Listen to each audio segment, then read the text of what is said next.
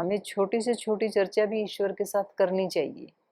हमें उनको सुबह उठते ही जैसे हम किसी जीवित व्यक्ति को, माता पिता गुरुजनों को प्रणाम करते हैं, ऐसे ही ईश्वर को प्रणाम करना चाहिए। जैसे हम उनके सामने ये कहते हैं कि आज तो मुझे दिन में ये काम करना है, ऐसे आपको भगवान के सामने भी बोलना चाहिए कि भगवान जी आज मुझे ये, भले ही वो साधारण काम ही क्यों ना हो। हम ऐसे बोलते हैं ना अपने यहाँ कि आज तो मेरे को हरिद्वार जाना है, आज तो मेरे को श्रीनगर जाना है, आज तो मेरे को, जैसे आप परस्पर बात करते हो कि आज हमें बच्चों की अष्टाध्यायी सुननी है, तो ऐसे आप भगवान जी से भी बात कर सकते हैं कि भगवान जी आज मेरे को ये काम करने हैं, और साथ रहना उन कामों में ना मेरे माध्यम से आप ही करें। तो फिर उसका एक आनंद ही अलग हो जाता है, उन कामों की क्वालिटी ही अलग हो जाती है। तो प्रेयर हमेशा पुरुषार्थ पूर्ण होती है, प्रार्थना हमेशा, और प्रार्थना को हमें जरूर शामिल करके रखना चाहिए।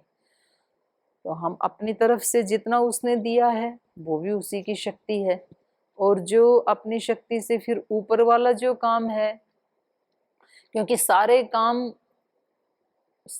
नहीं तो बहुत कुछ काम हम अपने पुरुषार्थ से कर सकते हैं। काफी पर्याप्त दे के भेजा है भगवान ने हमें शक्तियां, लेकिन एक काम जो है ईश्वर प्राप्ति का जो कार्य है वो हम अपने पुरुषार्थ से नहीं कर सकते। तो उसके लिए हमें जरूर भगवत शरणागति उसको कहें, ईश्वर प्रणिधान कहें, भक्ति कहें, उसको शामिल करना चाहिए हमें।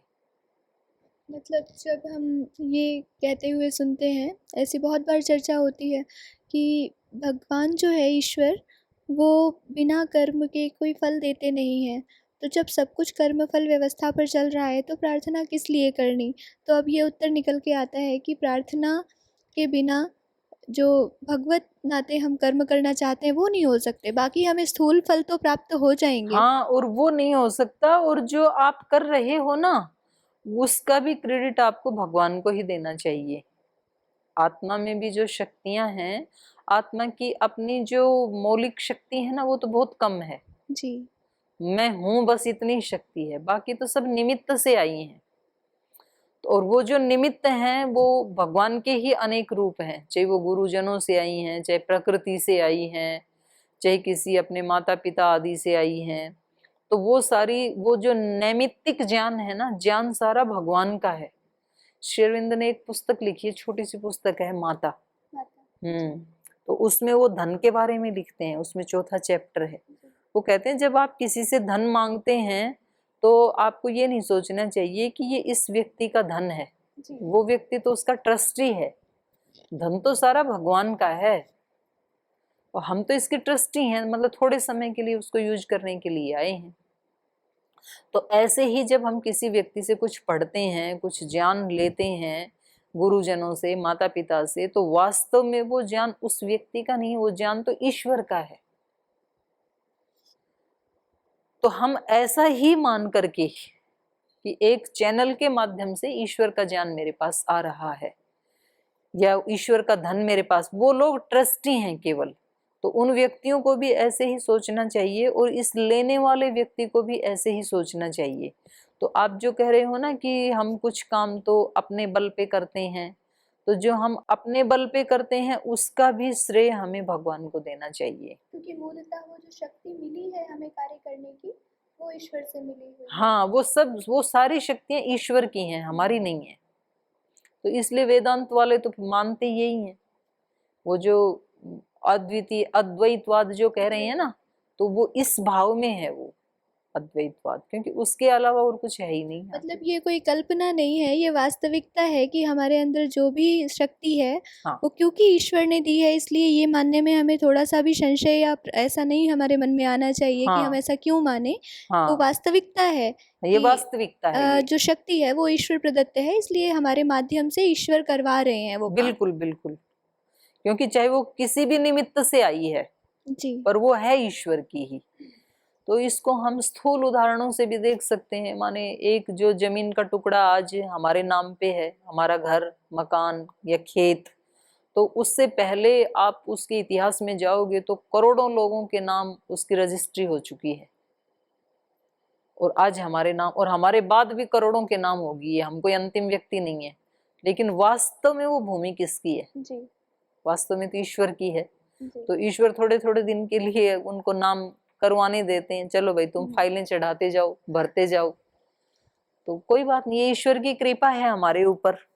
तो हम अपने शरीर की, बुद्धि की, प्राण की, मन की, इंद्रियों की जो शक्ति है उनको हम कहते हैं कि ये इतनी शक्ति तो मेरी है, जी तो मैं इसको यूज कर लेता हूँ और उसके बाद आपको देनी है। तो भगवान जी कहते हैं ठीक है बेटा, जैसे बच्चा जो है अपने घर में ये खिलौने मेरे हैं, ये पुस्तक मेरी है, ये अलमारी मेरी है, तो पिता कहते हैं हाँ ठीक है बेटा ये तेरी है, लेकिन वास्तव में तो वो सारी की सारी पुस्तकें, खिलौने वो किसकी हैं? पिता ने ही लाके दिए हैं, तो पिता की ही हैं वो। पर वो फिर भी बच्चों को मानने देता है, तो ठीक है तुम मान लो। वो अपने अलग से एक गुल्लक बना के रखता है, बोले ये वाले पैसे मेरे हैं। तो वास्तव में तो पैसे कभी या तो माँ से लिए या पिता से लिए, लिए तो वहीं से ही हैं तो उन्हीं के ही, तो भी वो उनको लेने देते हैं। फिर बोले ये मेरे गुल्लक वाले तो कम पड़ गए, अब मेरे को घड़ी खरीदनी है तो बाकी के बचे वो आप दो, तो दे देते हैं, ठीक है बेटा ले लो। तो ऐसे ईश्वर भी हमें ये जो भर्ग के रूप में हमारे दोषों को दूर करने के लिए, किसी भी प्रकार का दोष है, कभी प्राण में है या मन में है या बुद्धि में है या आचरण में है, कहीं व्यवहार में है, तो मूल बात जो है भर्ग का मतलब है वहां पर एक ऐसी शक्ति जो हमारे उन दोषों को हटा करके हमें ईश्वर की कृपा का पात्र बना देने वाली है, उसकी हम डिमांड करते हैं। तो वहां वो भर्ग हर व्यक्ति के लिए अलग होगा। वहां पर किसी की वीकनेस प्राण में है, किसी की बुद्धि में है, मन में है। और जब हम जिस दोष को हटाना चाहते हैं तो उस दोष के लिए वो भर्ग अलग होगा, उसके लिए वो भर्ग अलग होगा। यहाँ पर प्रार्थना का अर्थ तो स्पष्ट हो गया जी कि पुरुषार्थ के बाद जो हम ईश्वर के प्रति कृतज्ञता व्यक्त करते हैं और उनसे हम कुछ मांग रहे हैं अगला कार्य करने के लिए, वो प्रार्थना हो गई। अभी स्तुति का और उपासना का थोड़ा स्पष्ट नहीं हुआ है। तो स्तुति जो है, स्तुति मतलब उनके गुणों का ध्यान हम करते हैं, ध्यान उनकी करते हैं या महानता को गान देखते हैं, गान करते हैं, तो उससे फिर क्या फायदा होता है? देखो जैसे ये एडवर्टाइजमेंट के ऊपर करोड़ों रुपए खर्च करते हैं कंपनियां, जो बड़ी बड़ी कंपनियां हैं, तो उनसे कोई ये प्रश्न पूछ सकता है कि भाई तुम ये करोड़ों रुपए यहाँ क्यों बर्बाद कर रहे हो बार बार? क्योंकि बार बार हमारे मन का ऐसा स्वभाव है, बार बार किसी चीज को बोलता है या सुनता है या देखता है तो वो स्ट्रोंग होता चला जाता है। वो संस्कार, हर चीज का संस्कार पड़ रहा है ना हमारी आत्मा पे। तो हम अच्छे शब्द बोलें तो उसका संस्कार पड़ता है, बुरे शब्द बार बार बोलें तो उसका भी संस्कार बन जाता है। तो ये स्तुति करने से उन उन गुणों का बार बार आप बखान करेंगे, आप बोलेंगे मुख से, चिंतन भी करेंगे, तो कहीं ना कहीं फिर वो गुण आपके अस्तित्व का पार्ट बनने लगेंगे। तो इसलिए कहा जाता है स्तुति से प्रीति होती है। तो स्तुति करने से स्तुति करने वाले का लाभ नहीं होगा, इस व्यक्ति का लाभ होगा। और ये स्तुति केवल भगवान की ही नहीं करनी चाहिए हमें, जिसको हम अपने से श्रेष्ठ मानते हैं। सामान्य व्यवहार की जो बातें हैं ना, जैसे हम घर में रहते हैं या आप यहाँ गुरुकुल में रहते हैं और आपके पास यहाँ 10 अध्यापिकाएं हैं, तो आपको प्रतिदिन दिन में कम से कम हर व्यक्ति की 1 या 2 किसी ना किसी गुण की प्रशंसा कर देनी चाहिए, चूकना नहीं चाहिए। किसी ने थोड़ा सा भी अगर अच्छा किया ना तो आप उसको जरूर, हम क्या करते हैं कि दोष को तो पकड़ लेते हैं लेकिन जब कोई अच्छा करता है तो उसको नहीं पकड़ पाते हैं। तो हम कहते हैं ठीक है कर दिया, अच्छा किया, बहुत अच्छा। तो हम कहना भी ज्यादा मतलब वो उचित नहीं समझते, जरूरी नहीं समझते हैं। पर दोष हो तो हम कहना जरूरी समझते हैं, भाई आज तो हमको टोकना पड़ेगा। लेकिन व्यक्ति को साथ साथ प्रशंसा करने में भी कभी नहीं चूकना चाहिए, तो उसका डबल लाभ होता है। उस व्यक्ति के अंदर तो आप उस अच्छाई को थोड़ा सा पुशअप कर दे रहे हैं और अपने अंदर आपने एक संस्कार बना लिया। जिस चीज को आप वहां देख रहे हो ना, तो वो आपकी दृष्टि के माध्यम से वो संस्कार आपके अस्तित्व का भाग बन गया। तो ये स्तुति है। तो हमें हर व्यक्ति की भी स्तुति करनी चाहिए। स्तुति मतलब उसके अच्छे गुणों को उसको बोलना चाहिए जरूर, उसमें कंजूसी नहीं करनी चाहिए हमें। तो स्तुति करने से वो बार बार हमारा संस्कार बनेगा तो गलत काम से हम हट जाएंगे, तो हमारा लाभ होगा। और फिर जब हम गलत काम से हटेंगे तो ईश्वर वही फल देगा। तो ये स्तुति का लाभ है, हमारे संस्कार बनते हैं। प्रकृति को देखें तो आप उसका स्तुति गान करो, अच्छा भोजन आपके सामने आ रहा है तो उसका स्तुति गान करो आप, क्योंकि भोजन के माध्यम से वही अभिव्यक्त हुए हैं आपके सामने। कोई पुष्प को देख रहे हैं तो आप स्तुति गान करो उसका, पुष्प के माध्यम से वही आपके सामने आए हैं। तो हर भाव में, हर वस्तु में, हर व्यक्ति में वही हमारे सामने अभिव्यक्त हो रहा है। और फिर उसको दूसरे रूप में भी पहचानना आ जाता है। जैसे बच्चे को हम शुरू में सिखाते हैं कैसे, आगे कबूतर, तो कै का और कबूतर का कोई संबंध नहीं है, लेकिन बच्चा कै को नहीं पहचान पाता है, लेकिन वो एक चित्र है, क्योंकि बच्चे का माइंड अभी जो है ना वो चित्र को पकड़ता है। जब शुरुआत होती है ना, ए फॉर एप्पल, तो बच्चा ए को समझता नहीं ये क्या है, ऐसे ऐसे कर दिया, ये मतलब क्या, तो उसको एप्पल दिखाते हैं तो वो तुरंत ए को पहचान लेता है। फिर ए फॉर एप्पल, क्योंकि उसका एक रूप है, उसका एक रंग है। तो बच्चे का जो माइंड होता है वो कलर्स को और रूप को ज्यादा पकड़ता है। तो इसलिए आपने देखा होगा प्ले स्कूल में ज्यादा चित्र लगाए जाते हैं और बच्चा आराम से पढ़ लेता है। लेकिन वही बच्चा जब जैसे जैसे उसका विकास होता है तो कहीं भी वो भाषा पढ़ेगा, जैसे अरविंद लिखेगा तो अब यहाँ ए फॉर एप्पल नहीं आएगा, वो सीधा ए को पकड़ लेगा।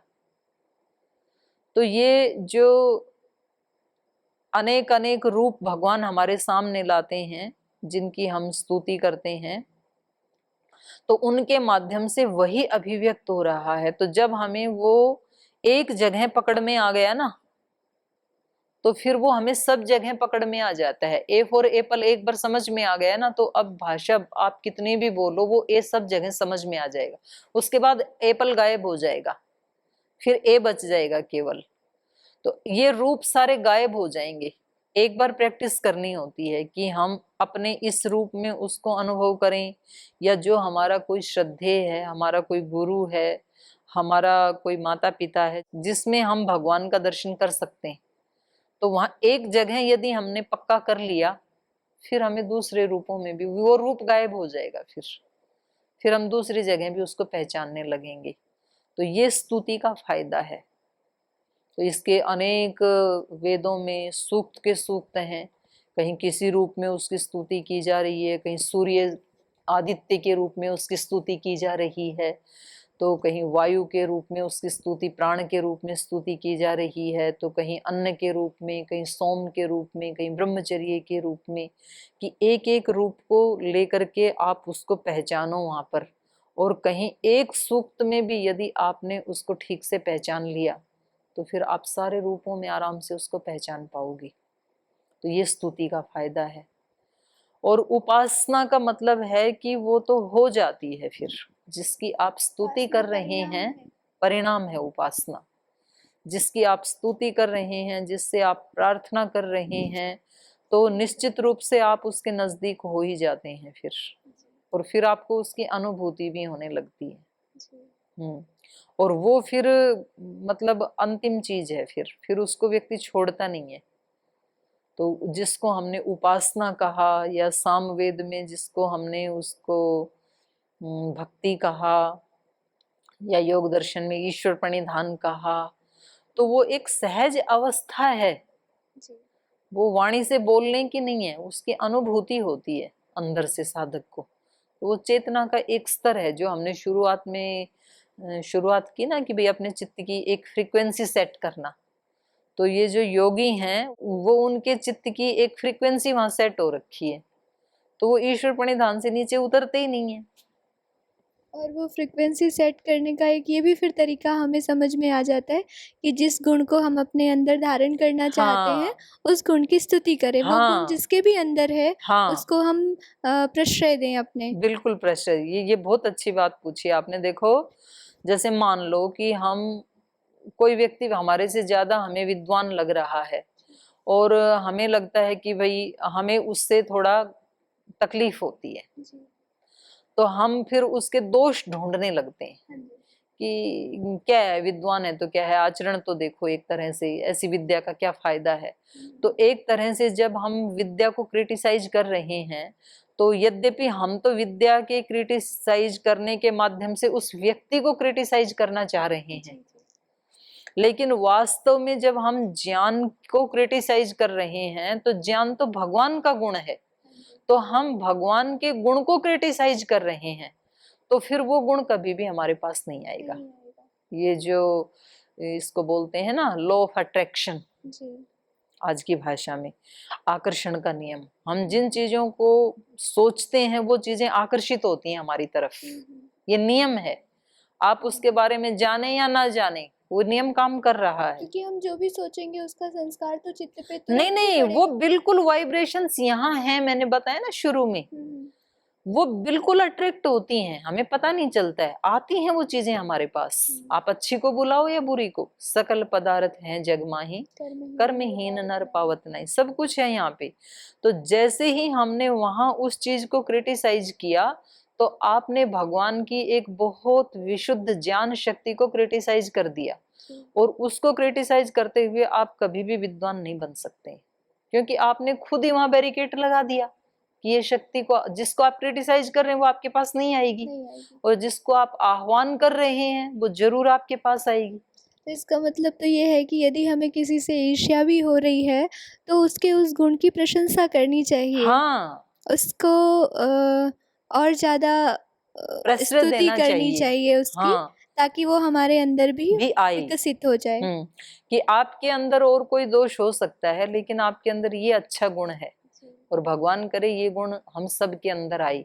तो जब आप उसको वहां अपने मन में प्रशंसा कर रहे हैं, तो वो गुण आपके अंदर आएगा, आप उसको आकर्षित कर रहे हैं, दो गुना फायदा होगा, दो गुना फायदा होगा, वो गुण प्राप्त होगा, दूसरा हमारा जो दोष है वो हटेगा, वो हटता चला जाएगा। बिल्कुल बिल्कुल।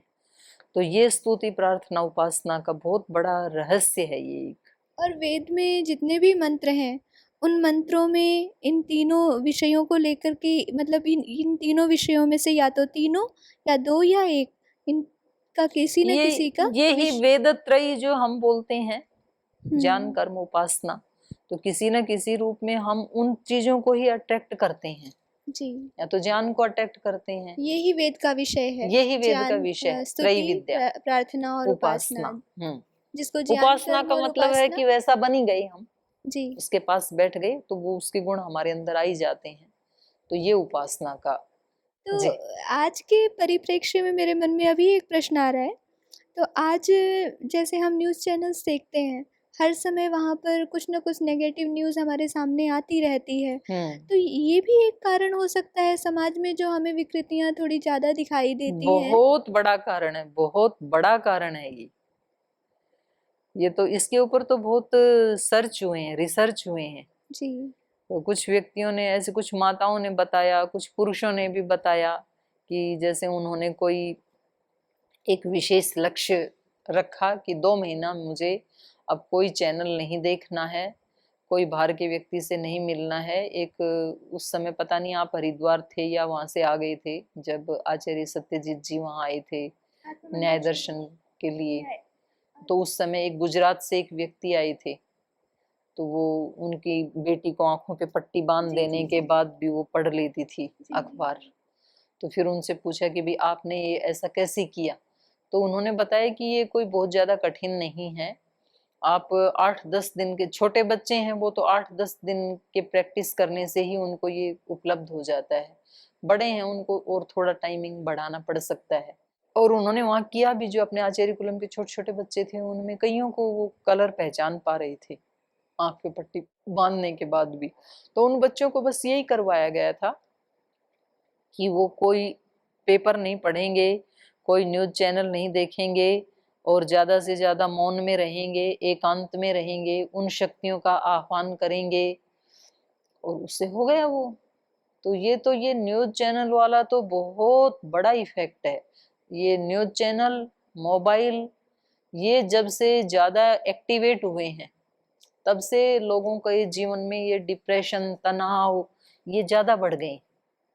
उससे पहले भी तो देश दुनिया चली रही थी जब तक टीवी नहीं थे, और इससे मतलब ये बहुत बड़ा एक स्तंभ है। यद्यपि अभी कुछ न्यूज़ चैनल अपने ट्रैक को चेंज कर रहे हैं, जैसे इंडिया टीवी जैसे न्यूज़ चैनल हैं, तो वो रोजाना 2 घंटे श्रद्धेय स्वामी जी महाराज के योग योग को के जो कार्यक्रम है उनको दिखाते हैं, तो उससे लोगों की भी रुचि बढ़ रही है। तो उस चैनल का उस दृष्टि से भी, आर्थिक दृष्टि से भी फायदा हो रहा है। माने कम से कम 10 मिलियन लोग रोजाना जुड़ रहे हैं, तो ये कितनी बड़ी बात है। तो उन लोगों को एक अच्छा कुछ परोसा जाए यदि न्यूज़ चैनल्स के माध्यम से, तो ये तो मीडिया तो बहुत बड़ी शक्ति है। ये चाहिए न्यूज़ चैनलों को भी, क्योंकि ठीक है वो उस प्रकार की घटनाएं भी दिखाएं, लेकिन उसके साथ थोड़ी अच्छी सकारात्मक घटनाएं जी भी दिखाएं, जी क्योंकि व्यक्तियों को ये जानना तो होता ही है देश में क्या हो रहा है। तो कुछ लोग जो खराब काम करते हैं उनको कई बार कुछ न्यूज़ चैनल सुबह से शाम तक उसी को जी हेडलाइन बना के दिखाते रहते जी हैं। जी जी लेकिन कुछ लोग परोपकार भी तो कर रहे हैं, वो भी जी। तो दिखाना चाहिए, तो ताकि दूसरे लोगों को प्रेरणा मिले। और कहीं न कहीं जो अच्छा करने वालों की संख्या है वो अधिक है और हाँ, बुरा करने वालों की संख्या कम है। हाँ, आज परंतु भी हम जब कम है। देखते हैं तो हमें लगता है कि बुराई ज़्यादा है। हुँ। तो कहीं न कहीं हम सत्य से भटक जाते हैं और वास्तविकता से हट कर के दुनिया को एक दूसरी दृष्टि से देखने लग हाँ, जाते हैं। क्योंकि वो मतलब मनुष्य का स्वभाव का ना जो सामान्य जो चेतना है, उसमें एक वीकनेस है मनुष्य के स्वभाव की, कि वो नेगेटिव चीज़ों को जल्दी पकड़ता है। जी, और अच्छाई के लिए, क्योंकि उसमें हम प्रैक्टिकली भी देखते हैं कि पानी को जब ऊपर चढ़ाना होता है तो फिर मोटर लगानी पड़ती है, नीचे जी, डालने के लिए कुछ नहीं करना पड़ता है। व्यक्ति को सीढ़ियाँ चढ़नी है तो ताकत लगानी पड़ती है, नीचे गिरने के लिए कुछ नहीं करना है, एक बार छोड़ना है अपने आप को बस ऊपर से। तो ये इनको ये लगता है कि जितना हम नेगेटिव दिखाएँगे उतना ज़्यादा लोग देखेंगे, और पॉजिटिव दिखाएँगे तो लोग बोर हो जाएँगे, हमारे चैनल को देखेंगे नहीं, टीआरपी नहीं बनेगी। लेकिन ऐसा नहीं है। अगर दोनों को मिक्स करके दिखाएँ, भई जैसी स्थिति है, तो उससे टीआरपी और ज़्यादा आएगी।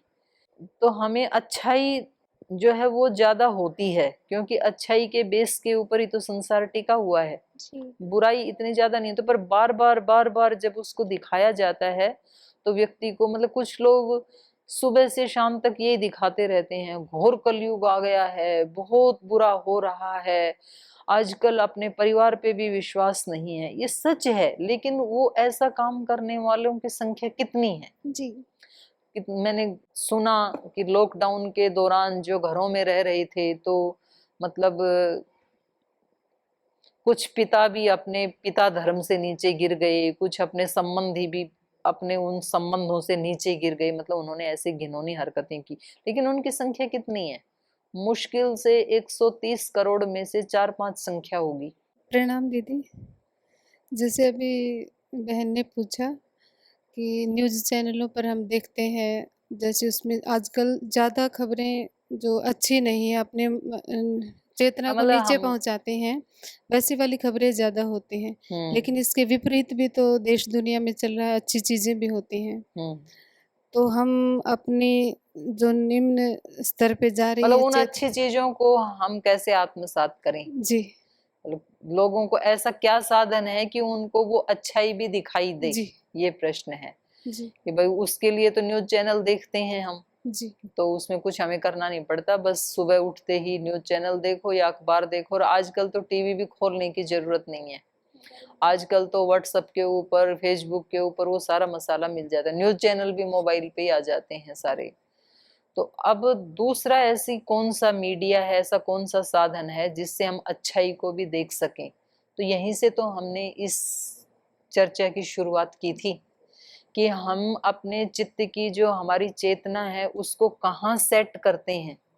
तो उसको सेट फ्रीक्वेंसी को सेट करने के बाद फिर हमें और कुछ नहीं करना, उस फ्रीक्वेंसी के लेवल पे जो आना चाहिए, जो वाइब्रेशंस, जो ध्वनि, जो चित्र, वो ऑटोमेटिक आने लगते हैं।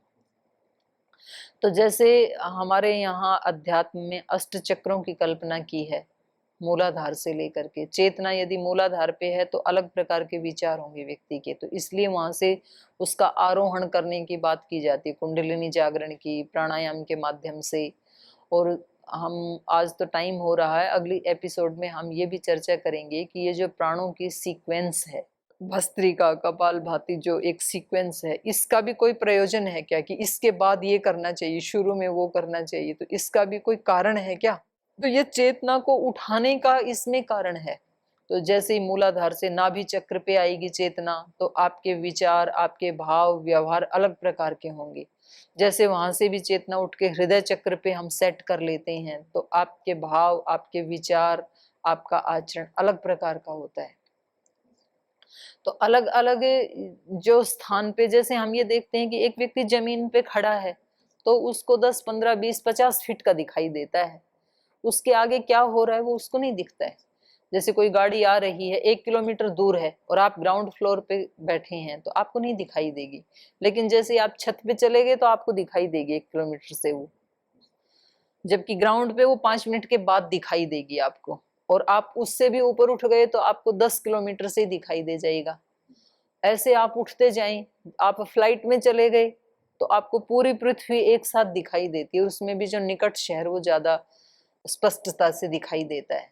तो ऐसे हमारी चेतना के भी लेवल हैं, हम किस चेतना के ऊपर। तो ये जो हमारे ऋषियों ने जो हमारी जीवन पद्धति सेट की है कि सुबह उठते ही अपनी फ्रीक्वेंसी को प्रातरग्निम प्रातरिंद्रम हवामहे, अब आपने ये सेट कर दिया कि मैं इस समय उस अग्नि को बुला रहा हूँ, इंद्र को, मित्र को, वरुण को, इन शक्तियों के साथ मेरे को आज जीना है। और केवल इसी समय नहीं, उत मध्य अन्नाम उतोदिता मघवन, दोपहर में भी इनके साथ जीऊं, शाम को भी इनके साथ जीऊं। आज की मेरी प्रोग्रामिंग ये है, इन इन शक्तियों के साथ तादाद में रख के मुझे जीना है। तो उस समय जब आपने ये सेट किया फ्रीक्वेंसी को, तो हो सकता है वो 2-3 घंटे में चेंज हो जाए, या हो सकता है 1 घंटे में चेंज हो जाए। तो फिर संध्या के समय फिर से सेट कर दिया उसको, फिर दोहरा दिया उस बात को। हो सकता है नाश्ते के टाइम भूल जाएं तो उस समय फिर दोहरा दिया मंत्र पाठ से, फिर भगवान के साथ कनेक्ट हो गए। हो सकता है आप उसके बाद पढ़ाते समय उसको भूल जाएं तो फिर वहां पर मंत्र पाठ के साथ सहनावतु सहनौ भुनक्तु। तो ऐसे हर काम के साथ हमारे यहाँ जो मंत्र पाठ की सुबह से शाम तक हर काम के शुरुआत में, और जिन्होंने वेद नहीं पढ़े उनको भी हमने देखा, गांव में रहने वाले लोगों को भी, वो हर काम की शुरुआत ईश्वर का नाम लेकर के करते हैं। कोई जय श्री कृष्णा बोलता है, कोई ओम नमः शिवाय बोलता है, कोई ओम बोलता है, कोई राम बोलता है, लेकिन पद्धति वो ही है कि किसी भी रूप में अपने आप को उससे नीचे ना उतरने दें हम। तो फिर हमें जैसा है वैसा दिखाई देगा, अच्छा अच्छा दिखाई देगा, बुरा बुरा दिखाई देगा। तो मेन बात ये है कि हम अपनी फ्रीक्वेंसी को कहाँ सेट करते हैं, और वही हमारी प्रार्थनाएं होती हैं जिस लेवल पे हम खड़े होते हैं ना। अब एक व्यक्ति के शरीर में कैंसर है तो वो हमेशा अपने कैंसर को ठीक करने की प्रार्थना ही उसके हृदय से निकलेगी, वो सच्चाई है। वो भर्गो देवस्य से धीमहि प्रार्थना वो बोलेगा तो भी उसके लिए वो झूठ होगी। तो खैर इस चर्चा को हम आगे भी जारी रखेंगे। आज समय हो गया, आज की चर्चा को यहीं विराम देंगे। इस प्रकार से आप भी अपने घर में जो हम सामान्य जीवन जीते हैं उसमें थोड़ा सा और कैसे परिष्कार हो, तो इस प्रकार की चर्चा यदि घर परिवार में हो तो बहुत इसमें सहयोग मिलता है, चर्चा करने से बहुत चीज़ें निकल के आती हैं। तो पुनः आपसे मिलेंगे, आज की चर्चा को यहीं विराम देते हैं। ओ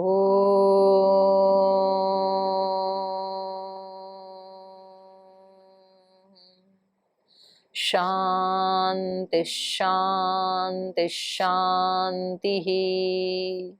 श्री गुरुभ्यो नमः।